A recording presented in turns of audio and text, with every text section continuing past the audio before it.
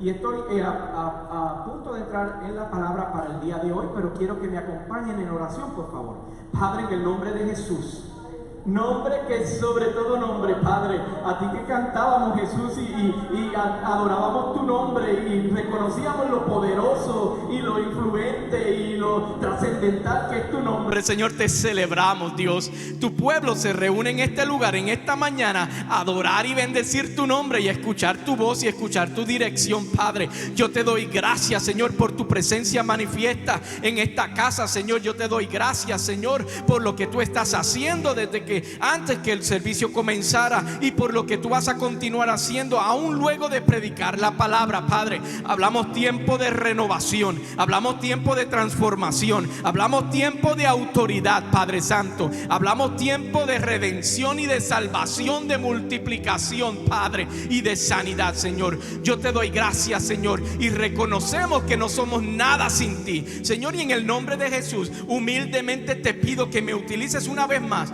Unge mis labios, mi garganta, Señor, que mi espíritu esté alineado al tuyo, Padre, para compartir con el pueblo aquello que me has dado, Padre. Hablamos esperanza, hablamos transformación y hablamos redención en el nombre de Jesús, Padre Santo.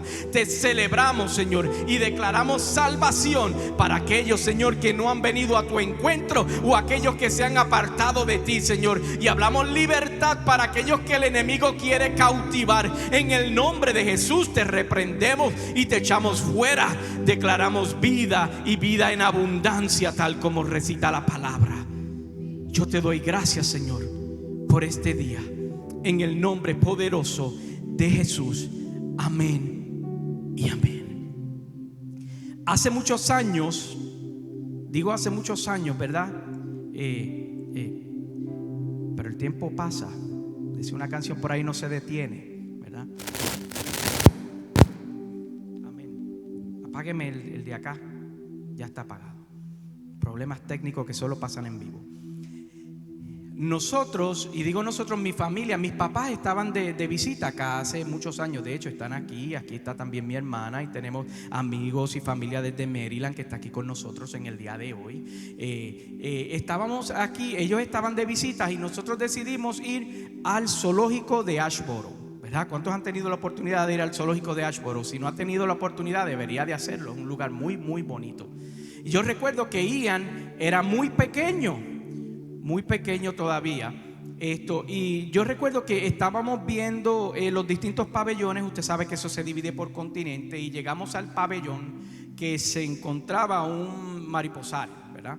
Y entonces ahí usted era como, el edificio era cerrado y es como yo no sé si todavía está, pero si usted ha ido me va a entender. Y uno entra y hay un viento muy recio que para evitar que las mariposas se salgan, y usted entra y es como un semicírculo. Usted entra así y hace una caminata entre vegetación, flores preciosas que le alimentan las mariposas, y usted ve las mariposas y todo eso, es un semicírculo, y el recorrido dura varios minutos porque es bastante largo y uno se deleita mirando las mariposas y las flores y todo ese asunto. Y entonces yo recuerdo que íbamos caminando y a mitad de camino yo recuerdo que yo me comienzo a entretener con las flores y las mariposas y todo eso, y mirando, y seguimos caminando porque era una entrada y una salida. Y cuando ya estamos a la salida, que era, estábamos a punto de salir, que es donde está el viento recio, ese viento fuerte que también evita que las mariposas escapen. Estamos así hablando y mi esposa me dice: ¿y dónde está Ian? Y yo digo: pues contigo, él estaba contigo. Y ella me dice: no, él se quedó contigo. Y los dos nos miramos, mis papás nos miramos y nos ponemos todos nerviosos, y mi corazón se detiene porque mi hijo, que yo no sé cuántos años tenía Ian, yo creo que no sé, serían 2 años, pienso yo. Nos ponemos nerviosos. Yo salgo corriendo hacia donde yo fue la última vez que lo recordé, porque había extraviado a mi hijo. Y usted sabe, a todos aquellos que nos ha pasado la experiencia de que se nos ha perdido un hijo, así sea en en el aisle o en el pasillo de un supermercado o donde quiera. Es un susto que como que te falta un pedazo de vida, ¿verdad? Y tú sales corriendo despavorido y te sientes el padre peor del mundo y te sientes un fracasado y todo eso. Y yo recuerdo que yo llegué donde Ian y yo lo vi, yo lo abracé y lo primero que le dije fue: perdóname porque te dejé, perdóname. Y eso me llevó a reflexionar sobre el tema que quiero compartir en el día de hoy, bajo el título Abandonado. Y bueno, para no dejarlos así en suspenso, quiero decir que lo encontramos, todavía está aquí. Apareció el chiquillo, ¿verdad? Yo sé que algunos dirán: ¿y qué pasó con Ian? Bueno, ya tiene 13 años y está allá atrás sirviendo al Señor. Aleluya. Y bajo este tema abandonado, yo lo primero que quiero decirte que Dios no es como yo. Dios no es como yo. Él no se puede distraer, Él nada lo distrae. Él nada le quita su foco de atención sobre tu vida. Y yo puedo perder conciencia de dónde se encuentran mis hijos, pero Dios no. Él nunca pierde conciencia de dónde tú estás ubicado y dónde tú estás parado, en qué lugar del planeta te encuentras, tanto física, emocional o espiritualmente. La realidad es que Dios, hablándole en un momento crucial, hablando sobre esto de entender dónde se encontraba parado y dónde se encontraba ubicado, Dios en un momento crucial nos deja plasmado en las escrituras una palabra poderosa que nos da reflejo de esto, que Él prometió estar con nosotros todo el tiempo. Y yo quiero que tú me acompañes rápidamente al libro de Josué y vamos a ir al capítulo 1 y vamos a comenzar en el verso 5. Josué capítulo 1 verso 5. Y vamos a escuchar esta palabra que el Señor desató sobre la vida de este chico en un momento crucial, en un momento trascendental, en un momento importante de su vida y de su caminar, porque estaba entrando en una nueva temporada donde no sabía qué iba a suceder, porque su mentor, su padre espiritual, había terminado su temporada y ahora le tocaba a él dirigir el pueblo. Josué 1, versículo 5.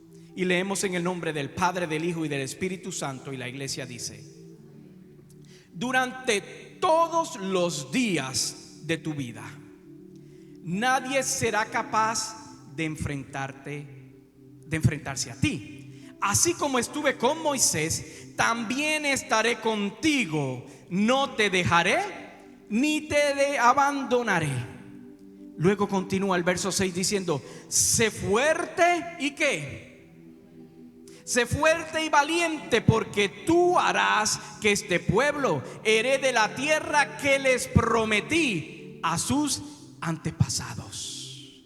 ¡Qué promesa, mi hermano! ¡Qué promesa la que acabamos de leer! ¡Qué promesa sobre la cual podemos reflexionar!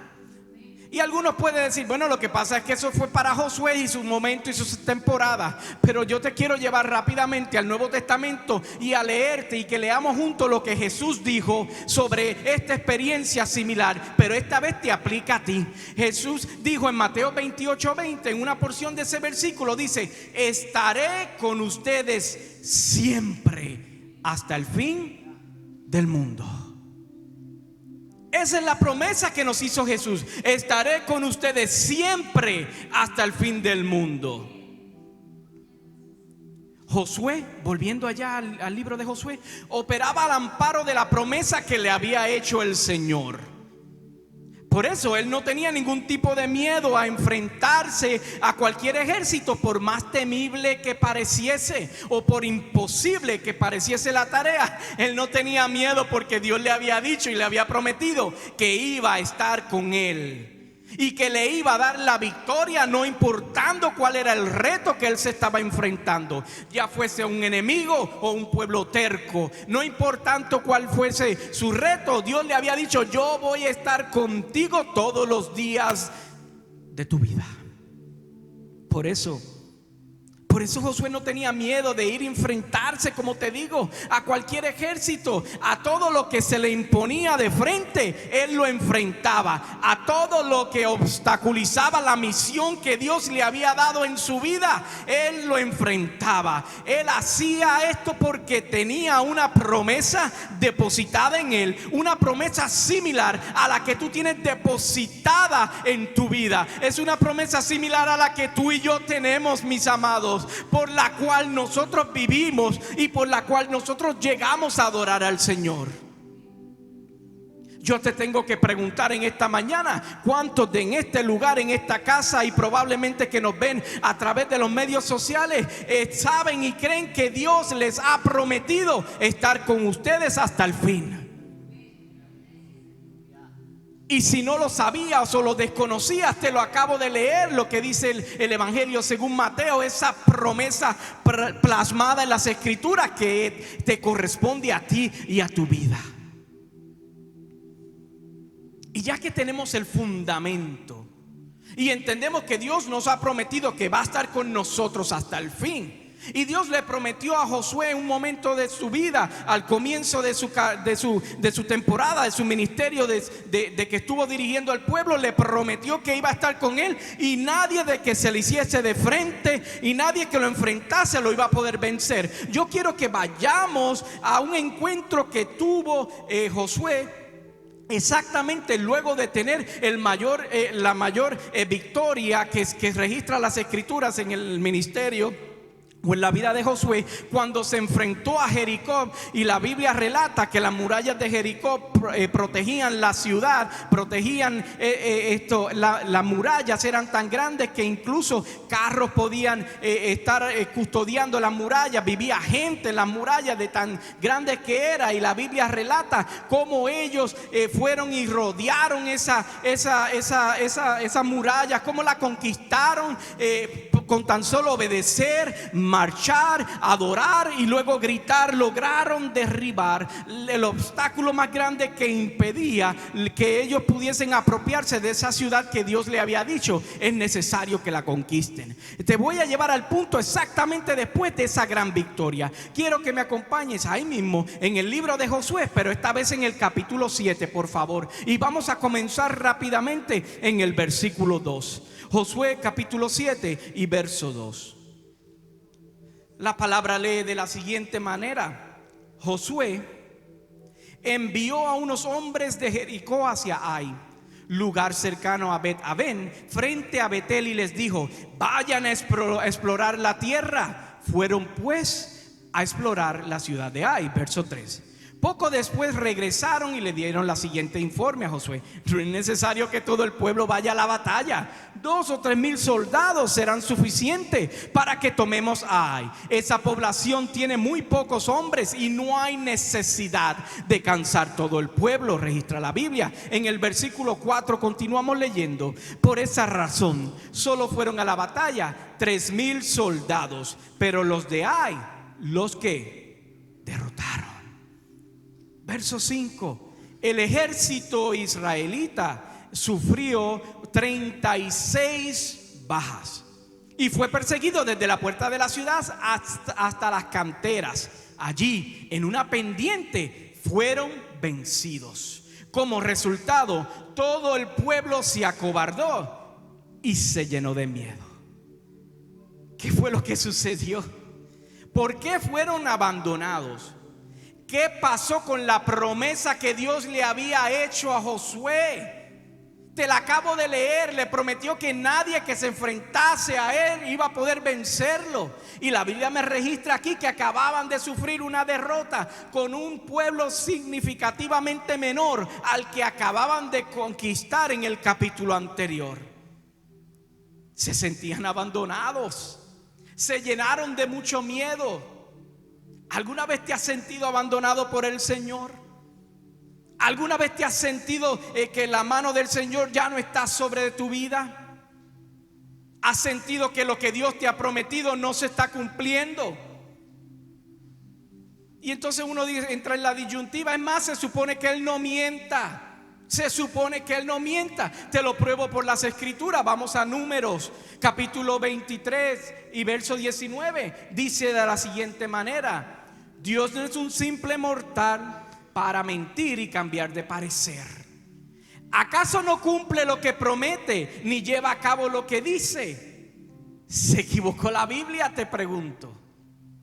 ¿Se equivocó Dios con la promesa que te dio? Josué se sintió con las mismas interrogantes que en algún momento de tu vida tú te puedes sentir cuando te sientes abandonado, cuando sientes que la mano del Señor ya no está sobre de ti. Pero yo quiero que volvamos nuevamente a Josué, al capítulo ese 7 donde estábamos leyendo, y vamos a comenzar en el verso 6 a ver qué relata las escrituras.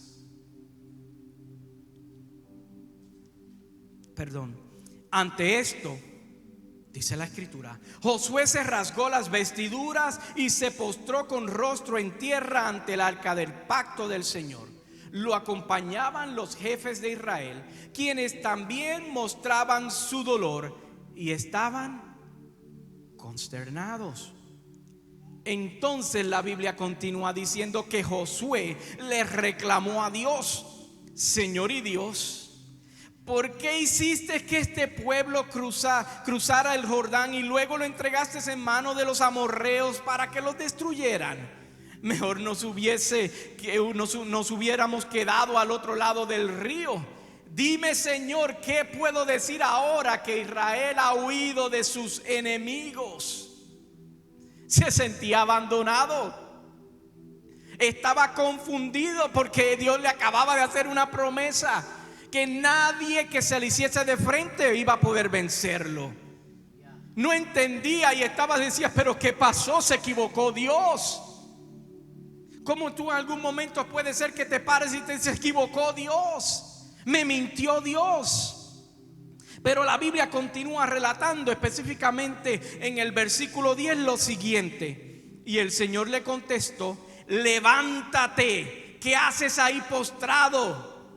Los israelitas han pecado y han violado la alianza que concerté con ellos. Se han apropiado del botín de guerra que debía ser destruido y lo han escondido entre sus posesiones.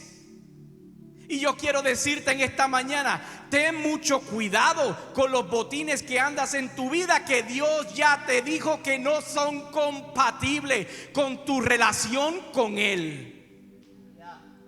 Ten cuidado con lo que atesoras cuando ya Dios te ha hecho saber que ese tesoro que estás guardando no es compatible, no mezcla con lo que Él quiere hacer en tu vida, y tú insistes en mantenerlos.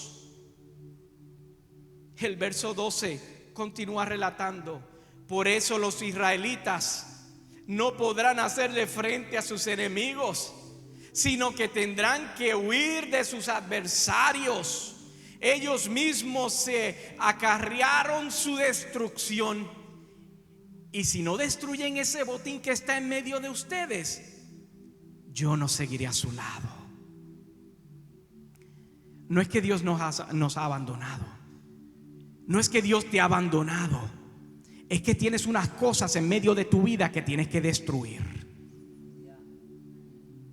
Hay unas cosas que tienes que renunciar y hay unas cosas que tienes que cambiar. Y tú crees que ese tesoro, que tú crees que son tesoros y lo que guarda y lo que acumula, no, yo lo tengo, tú no entiendes, es que yo lo tengo porque esto me da seguridad. No, yo hago esto porque es que esto me trae satisfacción. No es que yo hago esto porque me da placer.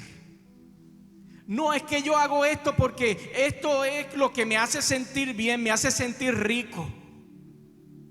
Y no te das cuenta que, tal como nos revela las escrituras, ese botín que andas ocultando, lo que está provocando en tu vida es destrucción. Y yo te invito en la mañana de hoy que tu oración sea: yo prefiero el favor de Dios que un botín temporero. Yo prefiero la mano de Dios sobre mi vida que un placer pasajero.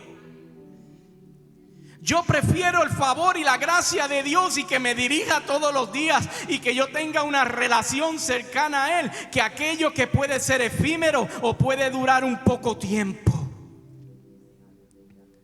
La Biblia continúa diciendo en el verso 13: levántate, hablando Dios a Josué, purifica a mi pueblo. Diles que se consagren para presentarse ante mí mañana, y que yo, el Señor Dios de Israel, declaro: la destrucción está en medio de ti, Israel. No podrás resistir a tus enemigos hasta que hayas quitado el oprobio que está en el pueblo.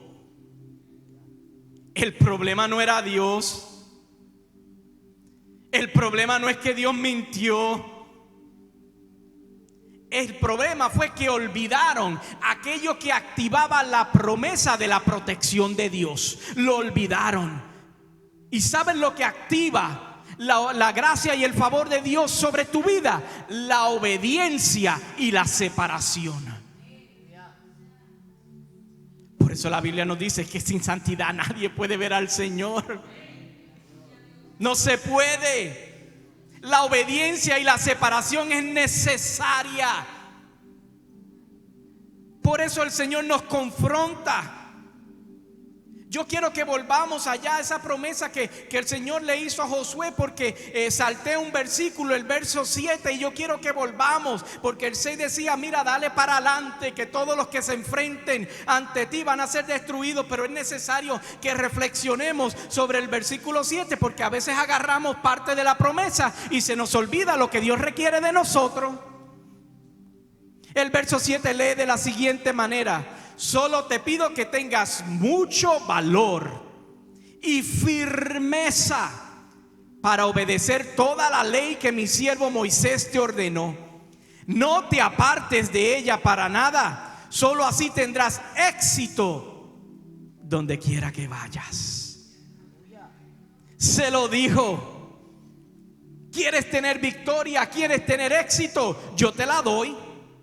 Pero es necesario que tengas mucho valor y firmeza. Las promesas que Dios depositó en ti de estar contigo no es cualquier cosa. Esa garantía no es una cosa trillada. No es algo que tú te lo pones como un amuleto. No es como algunas personas que en su casa abren una Biblia y la abren así como si eso fuese espantar espíritus o yo no sé qué. En realidad lo que hace es acumular polvo, porque si no la lees no funciona. Si no la vives no es efectiva.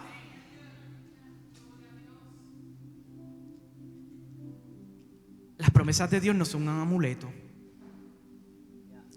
Tampoco es algo que se activa con una frase trillada o con una frase de motivación. Tú sabes, como hacía cuando había problemas y el Chapulín Colorado, y tú lo único que tenías que decir: ¿y quién podrá defenderme? Y salía el Chapulín Colorado. Las promesas del Señor no funcionan así. Son condicionadas. Son condicionadas. Tal como esta promesa que el Señor le hizo a Josué requeriría de su parte mucho valor. ¿Sabes por qué requeriría mucho valor? Porque en ocasiones vas a sentir que hay una tormenta a tu alrededor. En ocasiones te vas a sentir desfallar. Te vas a sentir que quieres tirar los guantes, que quieres quitarte. Por eso el Señor le decía: requieres mucho valor. Esta promesa requería también otra cosa de parte de Él y de parte de nosotros: firmeza para obedecer. ¿Sabes por qué? Porque en nuestras vidas van a venir tentaciones que nos seducirán. Ninguno estamos exentos de ellas. Tentaciones para que desobedezcas al Señor. Te las van a poner en bandeja de plata. Te las van a poner facilitas de agarrar. Te las van a poner muy llamativas. Van a estar frente de ti. Por eso la palabra dice: necesitas tener firmeza para obedecer. Y la tercera parte de la promesa que habla la escritura ahí que acabamos de leer es que vendrán días que tú no querrás obedecer. Hay días que no se quiere obedecer. No tenemos ánimo, no tenemos fuerza. Por eso la promesa decía: necesitas firmeza. Hay días donde no vas a querer orar. Hay días donde no vas a querer leer las escrituras. Hay días que vas a preferir quedarte en la cama. Hay días que vas a querer no servir en la casa. Todos experimentamos eso. Aún yo estoy cansado, mi esposa está agotado. Pero es mejor obedecer. Es mejor estar aquí deleitándonos en la presencia del Señor que haciendo otras cosas que no traen edificación a mi vida. Cosas que no me hacen crecer, cosas que no bendicen a mi familia, cosas que no me hacen mantener una relación sólida con el Señor. Recuerda que al principio te hablaba de Mateo y la promesa que nos hizo Jesús a cada uno de nosotros. Yo quiero que volvamos a ella, pero al versículo en pleno. Yo quiero que volvamos a Mateo 28 y verso 20.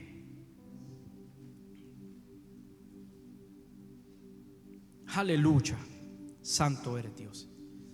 Mateo 28, 20 dice de la siguiente manera: enseñándoles a obedecer algunas cosas, todo lo que les he mandado a ustedes. Y les aseguro que estaré con ustedes siempre hasta el fin del mundo.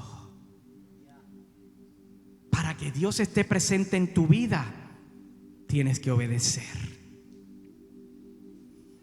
Para que no te sientas abandonado y solo, tienes que morir a tu yo.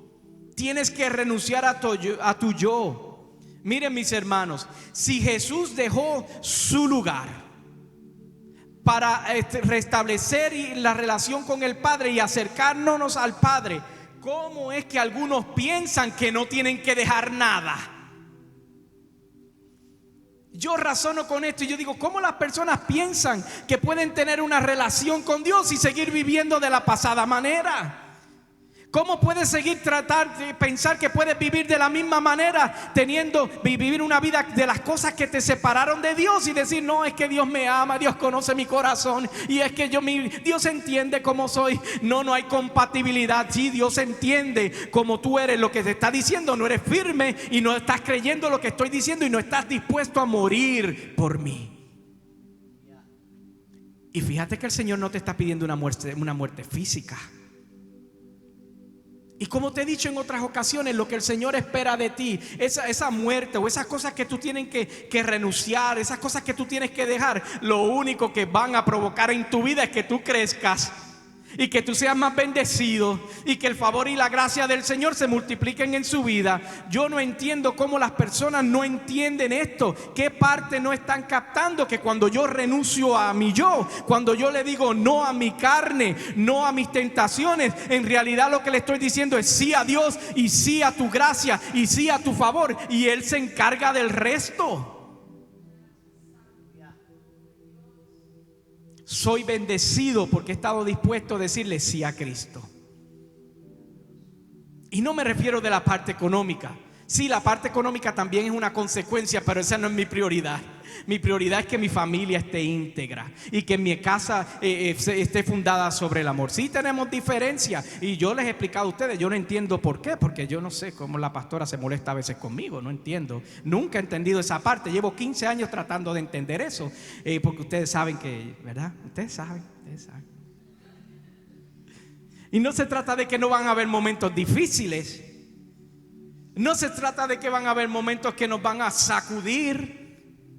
No se trata de momentos que vamos a derramar lágrimas. Sí, también los vamos a tener. Pero es esa garantía de que porque yo me entregué a Cristo y vivo por Él y vivo para Él, tengo la garantía de que Él va a estar conmigo.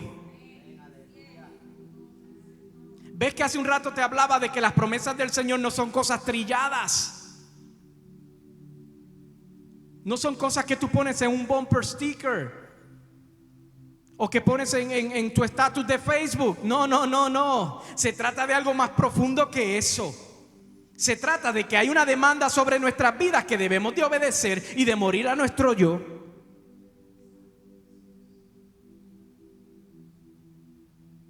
Cuando Josué vio esto, dijo: oh, wow, con razón. Con razón.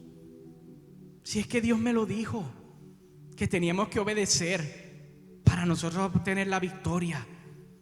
Teníamos que vivir para Él y vivir de acuerdo a sus instrucciones para nosotros ser conquistadores.